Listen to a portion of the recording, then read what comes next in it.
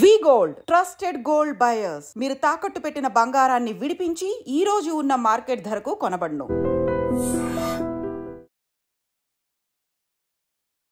Hi hello నమస్తే, welcome back to iDream media. ఈరోజు మనతో ఉన్నారు సర్టిఫైడ్ ఫైనాన్షియల్ ప్లానర్ అయిన అనిల్ కుమార్ బచ్చు గారు. సార్తో మాట్లాడతాం ముఖ్యంగా మార్కెట్లో ట్రెండింగ్గా వినిపిస్తున్న పై కాయిన్ గురించి.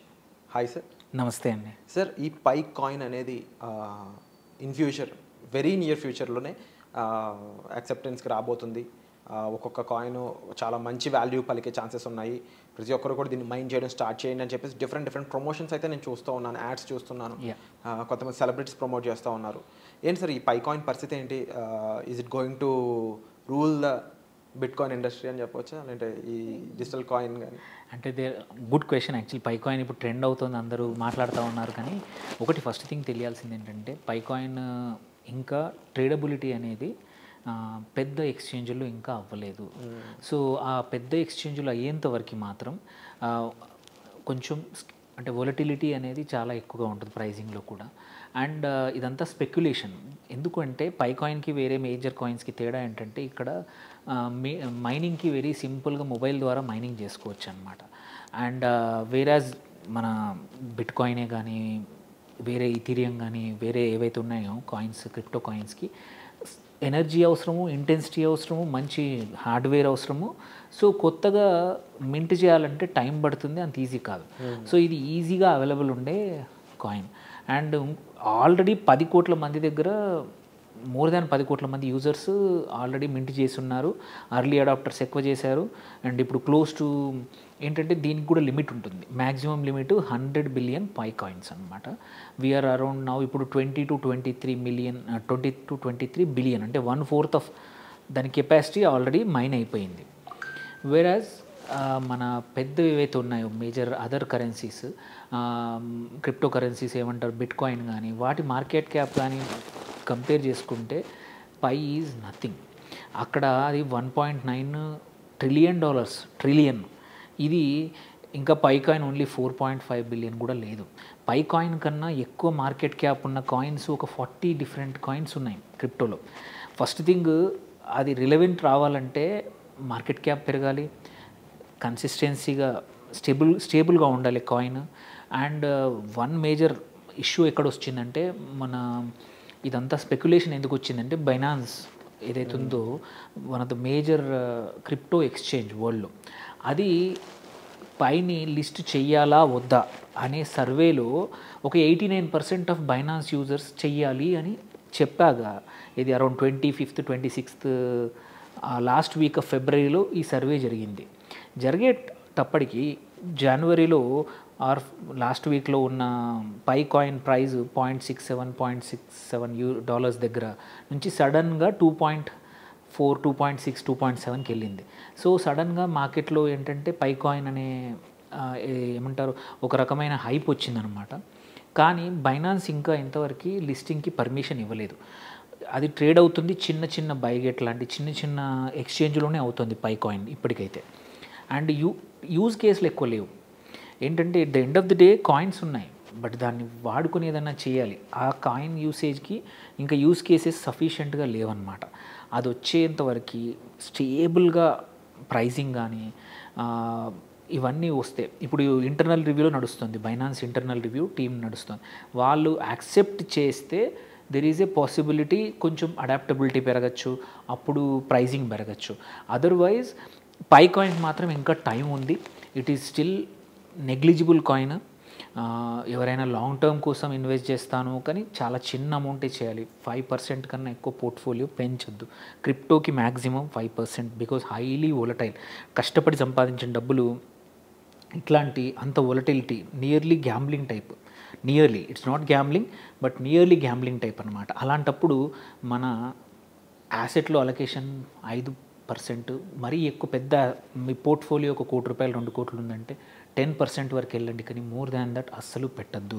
ఎందుకంటే రాత్రికి రాత్రి ఇప్పుడు చూడండి, ఫిబ్రవరి ఎండింగ్లో $2.7, $2.8 దాకా పోయింది.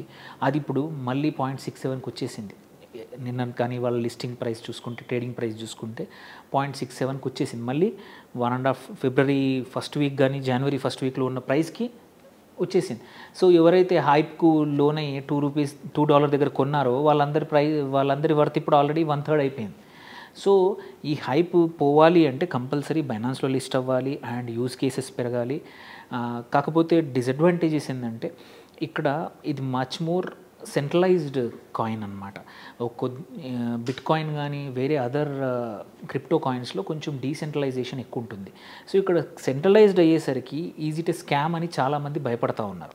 ఈజీ లైక్ ఏమంటారు, చాలా మటుకు MLM మార్కెట్స్ అంటే ఫస్ట్ వచ్చిన వాళ్ళు లాభపడతారు, తర్వాత వాళ్ళు ఎక్కువ ప్రైస్లో కొనేసి డంప్ అయిపోతుంది అనే భయాలు కూడా యూఎస్లో కానీ చాలామంది. ఇది నిజం కాదంటారా? అంటే ఇప్పుడు వరకు చాలామంది మీరు చెప్పినట్టు కోవిడ్ టైంలో కానీ ఎక్కువ మైండ్ చేసిన వాళ్ళు ఉన్నారు, only without paying any money.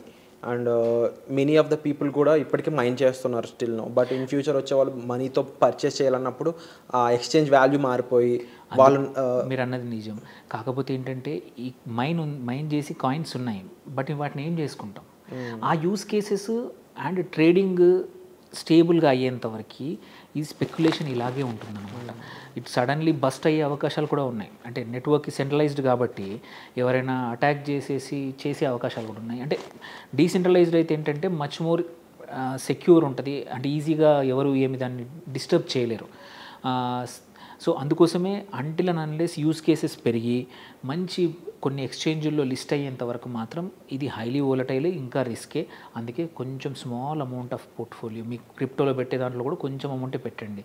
Because they ఒక 35 coins higher market cap already ఉన్నాయి మార్కెట్లో. సో అవి ఉండగా పైన ఎందుకు అనేది, ఎందుకంటే దే ఆర్ కొన్నింటికి ఎగ్జాంపుల్ డాజీ కాయిన్ ఉంది, ఏదైతే మన ఇలాన్ మస్క్ మధ్యలో కొన్ని రోజులు మాట్లాడాడు దాన్ని. ఇప్పుడు అట్లా చాలా ఉన్నాయి ఎగ్జిస్టింగ్ కూడా, వేరేవి కూడా మచ్ హయ్యర్ మార్కెట్ క్యాప్తో ఉన్నాయి. సో ఇప్పుడు మీరు చేయాలనుకుంటే స్టేబుల్ ఆల్రెడీ లిస్ట్ అయ్యి మంచి ట్రేడింగ్ వాల్యూమ్ అయి ఉన్న దానిలో చేస్తే ఏంటంటే మనం స్టక్ అయ్యే అవకాశాలు ఉండవు. అనిల్ కుమార్ గారు, ఇక్కడ డీసెంట్రలైజ్డ్ ఉండాలి అంటారు కదా మీరు ఓవరాల్ ఈ క్రిప్టోలో ముఖ్యంగా.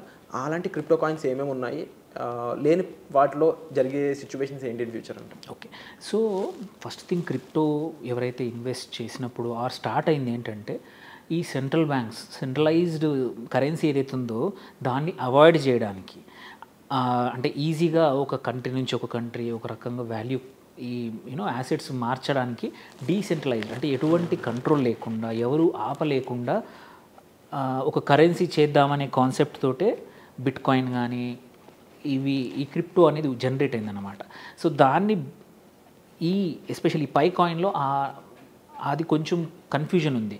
అది ఇంకా ఏంటంటే కొద్దిమంది ఎవరైతే స్టార్ట్ చేశారో వాళ్ళ చేతిలో ఇంకా పైకాన్ యొక్క కంట్రోల్ ఉంది, మైనింగ్ స్పీడ్ కానీ ఆర్ టెక్నాలజీ కానీ వాళ్ళ చేతిలో ఉంది కాబట్టి ఈజ్ సెంట్రలైజ్డ్, ఏ రోజైనా రిస్క్కు గురయ్యే అవకాశం ఉంది.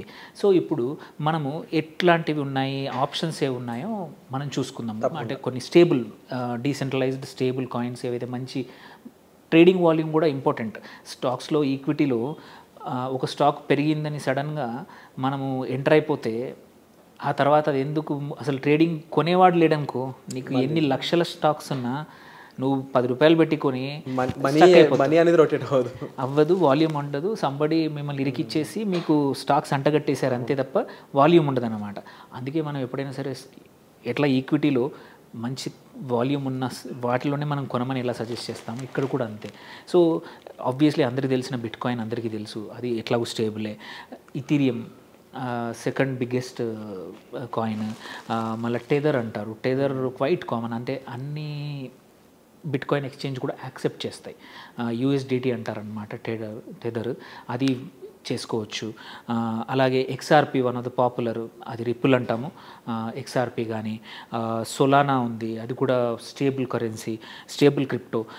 మళ్ళీ డాజీ కాయిన్ నేను అన్నట్టు అది కూడా స్పెక్యులేటివే but much higher market cap, close to ఏమంటారు ఒక 10 times than the Pi coin already. And backed by ఎవరు, మన ఇలాన్ మస్క్ లాంటి వాళ్ళు కూడా దాన్ని ప్రమోట్ చేశారు మధ్యలో. కాబట్టి దెర్ ఈజ్ అంటే యాక్సెప్టెన్స్ రేపు ఏమైనా యూస్ కేసెస్ ఉంటే వాటికి ఎక్కువ ఉండే అవకాశాలు ఉన్నాయి. సో ఏంటంటే జనరల్గా ఏం చూస్తామంటే ఎవరైతే మార్కెట్లో ఇన్ఫ్లుయెన్సర్స్ ఉంటారో పెద్దవాళ్ళు, వాళ్ళు ఏది వాడుతున్నారో మోస్ట్ ప్రాబ్లీ అదే యాక్సెప్ట్ అయ్యే అవకాశాలు ఉన్నాయన్నమాట. ఇక్కడ పైలో ఒక డిసడ్వాంటేజ్ ఏంటంటే 10 కోట్ల మంది యూజర్స్ ఉన్నారు. అది అడ్వాంటేజ్ అవి ఉండొచ్చు, డిసడ్వాంటేజ్ కూడా అంతే. ఎందుకంటే ఇంతమంది ఉన్న దానికి ప్రమోషన్ యూస్ కేసెస్ ఎంత వస్తాయనేది ఇంకా తెలీదు. సో అందుకోసమే పైకన్నా స్టేబుల్ కాయిన్స్ ఇట్లాంటి కార్డానో ఉంది, డాజీ ఉంది. సో ఇట్లాంటి స్టేబుల్ వాటిలో మనం డబ్బులు పెడితే అవి పెరిగే అవకాశాలు ఉన్నాయి. అట్ ద సేమ్ టైం మన లాస్ అనేది ఉండకపోవచ్చు, స్టక్ అవ్వము, మనం ఎప్పుడైనా ఎగ్జిట్ అవ్వచ్చు. అండ్ కన్సిడరింగ్ ఏంటంటే ఎస్పెషల్లీ యుఎస్ గవర్నమెంట్ ట్రంప్ ఏమన్నాడు, లైక్ గోల్డ్కి ఎట్లా మనము ఫెడ్ ఒక ఏమంటారు దాచిపెడతారు, గోల్డ్ ఎట్లా ప్రతి రిజర్వ్ బ్యాంకులు కూడా వాళ్ళు వాల్ట్ అని ఉంటుంది, సేమ్ అట్లాగే క్రిప్టోకి కూడా ఒక వాల్ట్ క్రియేట్ చేసి కొంచెం గవర్నమెంట్ దగ్గర సొంతంగా అంటే ఫెడరల్ బ్యాంక్ దగ్గర, ఫెడరల్ రిజర్వ్ బ్యాంక్ దగ్గర ఓన్ వాల్ట్ ఉండాలి, ఓన్ క్రిప్టో ఉండాలి అని ఈ ప్రపోజల్ ఉందన్నమాట. అది అయితే మాత్రం క్రిప్టోకి మచ్ మోర్ లెజిటిమసీ వస్తుంది. అప్పుడు కూడా ఇట్లాంటి చిన్న కాయిన్స్ కన్నా స్టేబుల్ కాయిన్స్ లాంటి మన ఇథీరియం కానీ బిట్ కాయిన్ కానీ వీటికే డిమాండ్ ఉండే అవకాశాలని అవే పరిగెత్తే అవకాశాలు ఉన్నాయి తప్ప చిన్న కాయిన్స్తో ఎప్పుడు రిస్కే, కొంచెం మాత్రమే పోర్ట్ఫోలియో పెట్టుకోవాలి. కానీ వాటిలో మొత్తం సంపాదించింది కొద్దిమంది కాల్స్ చేస్తూ ఉన్నా, కొద్దిమంది క్లయింట్స్ అడుగుతూ ఉన్నారు పై కాయిన్ ఇలా న్యూస్ వస్తుందంటే నేను అబ్సల్యూట్గా కొంచెమే పెట్టుకోండి, it's a risk, it's like a gambling. Suppose అది లిస్ట్ అవ్వలేదు, దెర్ ఈజ్ ఒక స్కామ్ బయటపడింది అనుకోండి, ఇన్ని రోజులు చేసిన మైనింగ్ ఆర్ కొత్తగా కొన్నారు మీరు డబ్బులు పెట్టి అన్నీ జీరో అవుతాయి. సో కొంచెం మాత్రమే పెట్టుకోవడమే తప్ప దానికి హైప్కి మాత్రం గురవ్వద్దు అనేది నా suggestion. Wonderful suggestion sir and wonderful information. ప్రతి ఒక్కరికి కూడా ఈ ఇన్ఫర్మేషన్ రీచ్ అవ్వాలి. ముఖ్యంగా 10,000 మెంబర్స్ ఇంకా ఎక్కువ మంది ఇంపాక్ట్ చేస్తూ వెళ్తూనే ఉన్నారు. But somehow in any case అది ఇష్యూ అవ్వకూడదు, ఇబ్బంది అవ్వకూడదు అనే ఒక ముఖ్యమైన ఉద్దేశంతోనే అనిల్ కుమార్ గారు ఈ వీడియో చేద్దామని మమ్మల్ని పుష్ చేయడం జరిగిందండి.